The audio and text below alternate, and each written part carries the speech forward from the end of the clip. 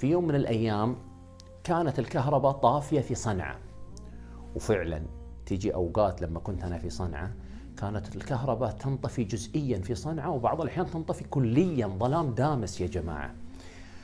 يقول في ذيك الليلة كان الكهرباء طافية، يقول كنت أنا أسوق التاكسي الساعة 10:30 بالليل. يقول اتصلت علي أختي، هم يسمونها في صنعاء كريمتي، يا الله على هذا اللفظ الجميل كريمتي.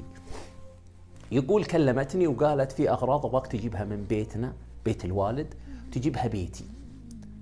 هي متزوجة طبعا. وين بيتها؟ بيتها في شارع الستين، أيضا شارع الستين شارع كبير ومعروف في صنعاء. تجيب لي إياها. قال أبشري أبشري ولا يهمك.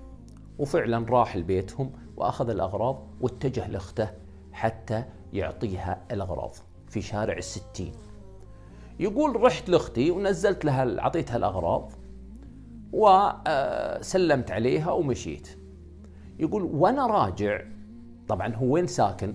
ساكن في حي اسمه نقم، ويبغى يمر عن طريق الحصبة، أيضا منطقة في صنعاء اسمها الحصبة. وما أجمل هذه الذكريات، ذكرني الأخ رامي بصنعاء الجميلة. يقول وأنا راجع وظلام دامس، فيه واحد أسود البشرة يأشر لي. يقول وقفت.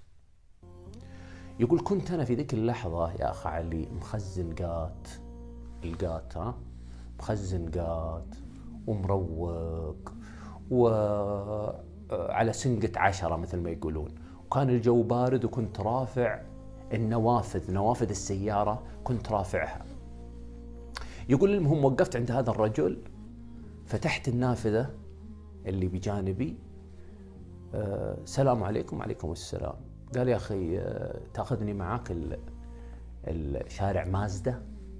يقول الأخ رامي إنه شارع مازدا على طريقي. يقول قلت له طيب تفضل. يقول أنا من عيونه حسيت بقشعريرة، ما ارتحت له. يقول ركب معي. يقول الرجل ريحته ما هي كويسة، يقول متبخر بشيء ما هو كويس، ريحة عفنة، ريحة ما هي كويسة. يقولوا على يده اليسار 3 خواتم أو خاتمين كذا. يقول وأظافره عليها مناكير لونها أسود أو حنة، يقول لونها أسود. يقول الرجل راكب جنبي. أنا صراحة يقول تضايقت، لأني لاني قادر أفتح الدريشة لأنه برد وأنا مخزن قات ومعرق، ولا مشكلة يعني. يقول مشيت، توكلت على الله ومشيت. يقول دخلنا في حي اسمه النهضة، حي النهضة. حي النهضة كانت في نقطة تفتيش.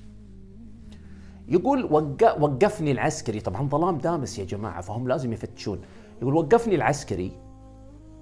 يقول وفتحت النافذة له، السلام عليكم. وعليكم السلام. يقول طالع فيني العسكري، طالع فيني، وطبعا يقول أنا مولع الإضاءة. يقول طالع فيني وطالع في اللي جنبي وكان يضحك العسكري. يقول أنا استغربت منه يضحك، ثم قال لي اطلع يعني تفضل روح. يقول لما مشيت من عند العسكري كانت في مطبة بعد العسكري على طول. يقول كنت مخفف مطب صناعي علشان أخذ المطب.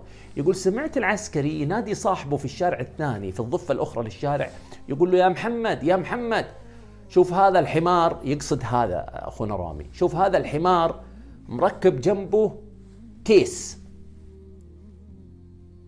يقول أنا سمعت